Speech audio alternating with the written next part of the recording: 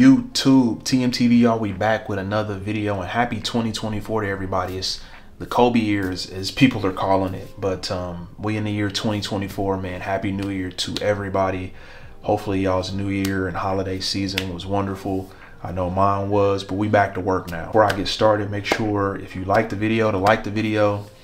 Drop a comment down below if you have a question. I know on this style video, a lot of people do have questions, so utilize that comment section and ask those questions, and I'll do my best to answer, or if somebody else has the answer, answer it. Subscribe to the channel. Let's help the channel grow.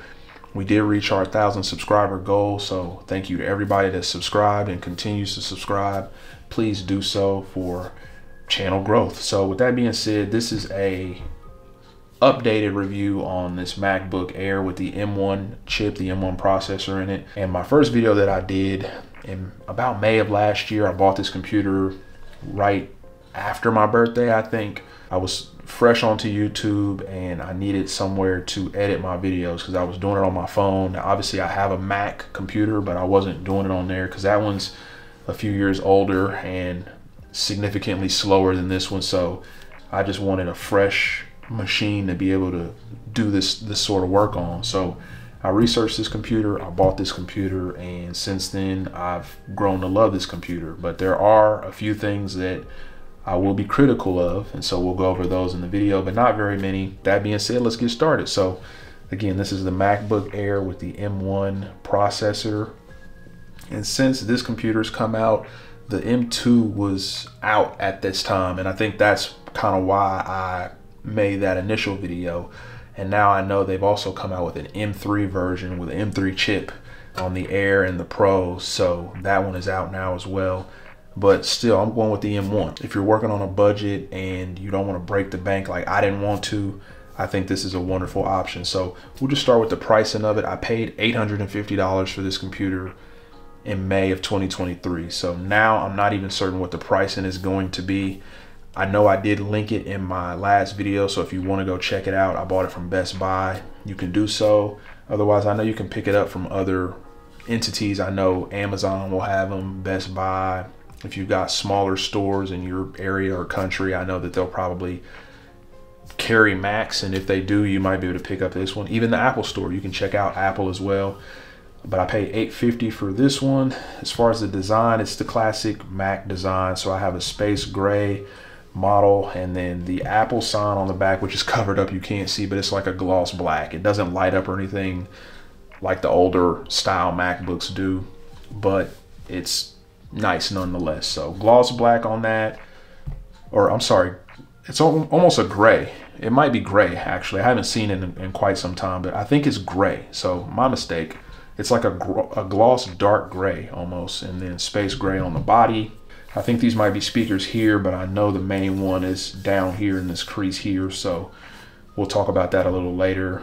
And then also the screen, I want to say it's a OLED screen on it. I'm not certain, so don't quote me on that, but nonetheless, it is a beautiful display. It's obviously a step above what it's been in the past. So as far as durability is concerned, I've not dropped the Mac or anything like that, but this almost like aluminum style frame that it's in seems to be sturdy. I mean, there's no like bend or creaking to it. I obviously don't pick my computers up by this part here. That will sort of wear out this mechanism here that allows us to open and close, but there's still plenty tension there. Like I said, it usually just sits here for me at this point. You know, you don't want to drop it or break the screen or anything like that, so don't drop it, and try not to ding it up against things, but if you do, I'm sure it's not a huge deal. You could also get a case like the one that I got here. I'll discuss that later on, and that'll help protect it too. So when I took it out of the box, it was fast, and all these months later, it's still fast. I noticed no difference in anything that I want to do, loading websites. Like, it does depend on your internet, browser, all that stuff, but I mean, I'm just using the Safari browser. My internet's pretty strong, so you can load anything you want to pretty much, and then you can also load let's see, we'll just go back here. Let's just pull something up down here, a new window. You can have multiple windows going. Let's just go to Pinterest. Up here, let's go to YouTube. I'll just multitask here for you guys a little bit so you can kind of see just how quick it is. So obviously I'm doing one thing while I'm doing another. Just click any video here. Step into Wix Studio. The web creation. You can kind of hear that speaker there. These are great speakers on here, which I'll talk about in a second. So obviously you can do more than one thing at once. You can also launch, like close out of this, look at the Dow Jones or the NASDAQ, whatever you want to look at. You want to pull up your editing software, which I do a lot of the times. I do it off of this main screen up top, but you can edit at the same time as watching the video, researching. So that just goes to show kind of what you can do as far as the multitasking is concerned. Loads Final Cut pretty quickly. So I would say that all these months later, you can still move around, bounce around, and do everything you could when I opened the box the same way.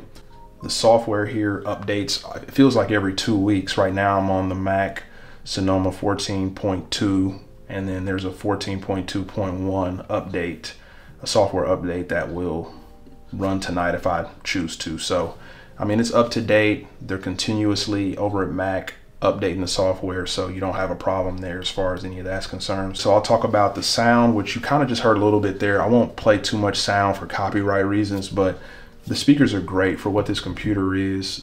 With the speakers being down here, I think it projects nicely, and I usually never run it full volume because it's pretty loud. So I would say on a scale from 1 to 10, I give the speakers probably an 8.5. The display, it is a beautiful display. Obviously there's 4K and stuff like that. I think my only gripe is that when I'm not sitting here, when I just have my computer standing alone, sometimes in some lightings there's an issue as far as the brightness is concerned. So let's say here in Final Cut, I'll pull it back up real quick. Final Cut has this darker sort of backdrop to it, which a lot of videos do, or video editing softwares do. And when you're editing on the smaller screen or on the built-in display, in some cases it's hard to kind of see in some lightings there. I'd like it to be brighter in some cases, is basically what I'm saying. It seems okay now, I think, because there's a good amount of light around, but if it's on your lap and you're having to bend over and kind of try to work on it, I think that sometimes there is an issue with the display not getting as bright as you need it to. And I've heard other people say that, and I'm like, oh no, it shouldn't be a big deal. But once you get it and you use it, you do find that sometimes it does lack in that brightness area. So that would be one thing that I'd be critical of on this MacBook. I'd probably give it like a 7.5 out of 10 as far as brightness is concerned, but usually I kind of got it on a halfway mark there, and it's good. So that's pretty much it as far as the computer is concerned. I would definitely still recommend it if you can find it. Please go spend $800, $850 on this wonderful computer and not $1,200, $1,300 on an Air just because they have a M2 or M3 chip in it. But if you have the money to spend, go for it. Obviously, it's going to be faster and it'll be upgraded on a lot of areas. But if you're working on a budget, you're the average consumer, this is a wonderful investment for you still in 2024. I do get questions about accessories as well. So we'll just go over the accessories that I have for my Mac. We'll start with the casing. So this is a hard shell case that I have all the way around, bottom and top, and they just clip around the edges of the MacBook, and I've not had a single issue with any break-in, moving, nothing. It's been perfect since I bought them. This brand is called Encase, so you can look on Amazon. I think they range from like $15 to $20 for a case, and they also come with this keyboard kind of dust cover here as well. If I can get this off of here, this dust cover, you just kind of lay it on top of the keyboard. It's got like that frost to it. It kind of dims the light a little bit when you're working at night, but you just kind of lay it over. It doesn't move or anything, and it just protects the keyboard, keeps gunk and stuff from getting down in between the keys. You never know, you might look to sell it one day, or if you're like me, you just keep everything orderly and nice. I think that that's a wonderful investment to make. The next piece of, they're not really accessories, but they're necessary if you're gonna do editing or adding mics and stuff, is this adapter here, which I'll show you the box for. It's the Green USB-C multifunction adapter. So this computer only comes with 2 Type-C ports here, and then it's got an audio jack on the other side. So you're gonna need an adapter if you wanna plug in Type A. It has an HDMI plug-in as well, and you can also do your SD cards down here at the bottom. I paid like $24, $25 for this adapter, but I'm sure you can get them online for cheaper. And it goes Type-C on the inside, and then I have it hanging out here under this riser that I have, and right now I have the monitor actually plugged in through HDMI, and then I also have my mic plugged in as well. That's USB Type-C, or I'm sorry, Type A. So those are plugged into the adapter, and I just think it's necessary to have the extra ports to be able to utilize the machine to its full capacity. Here's a cord here that I use when I want to plug in my camera. It's just Type-C to Type A adapter, and then Type A from my camera cord, and then whatever cord runs to the camera. But I don't actually have to use this now that I have the adapter, but it is good to just have an extra one on hand. I also have a mic. So that's the HyperX Quadcast mic that you see glowing there. This is what it looks like.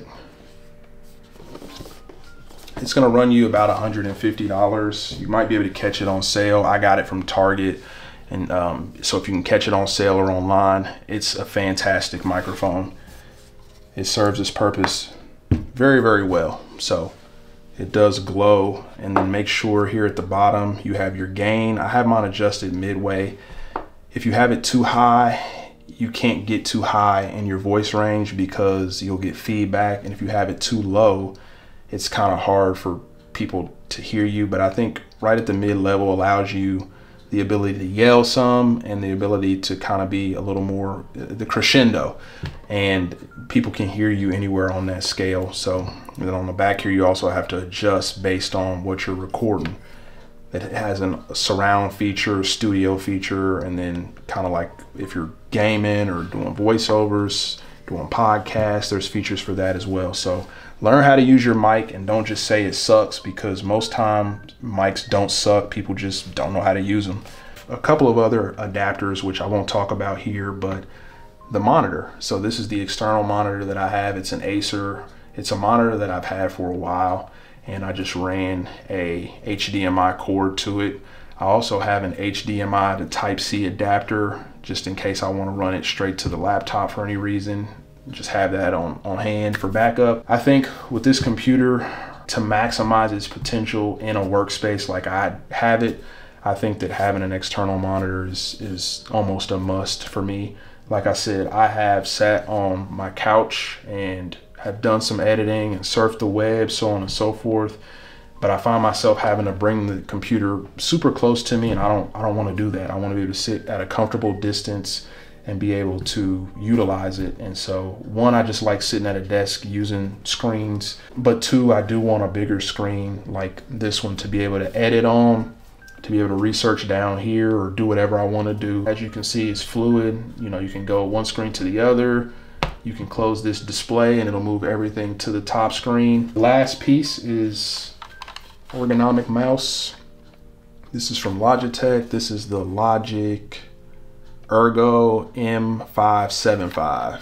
I'll actually put it in the video. I don't have the box of this anymore, but ergonomic mouse, so it doesn't move, it stays in place, but you use this ball to move the mouse around, which you can kind of see maybe moving around on the screen there. But you use this ball, and then here are the keys. Here's the scroll, and then here's button scroll as well. It's a great mouse. It's not better than the trackpad, I will be honest there.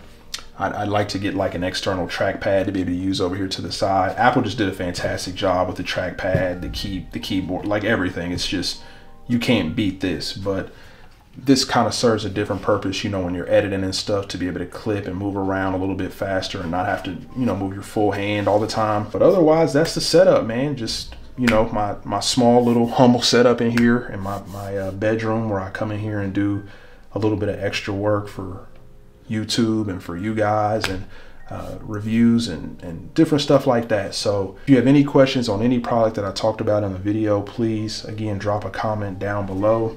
Let me know what you think. Let me know if you bought the computer, what you think, what you would change, so on and so forth, and we could talk about it. But with that being said, that's going to end today's video. I appreciate everybody for being here. Let's have a great 2024. Let's get to any goals that you have. Let's start working on them, because they won't fulfill themselves unless you put the work in. I appreciate y'all being here. TMTV, y'all. I'm out.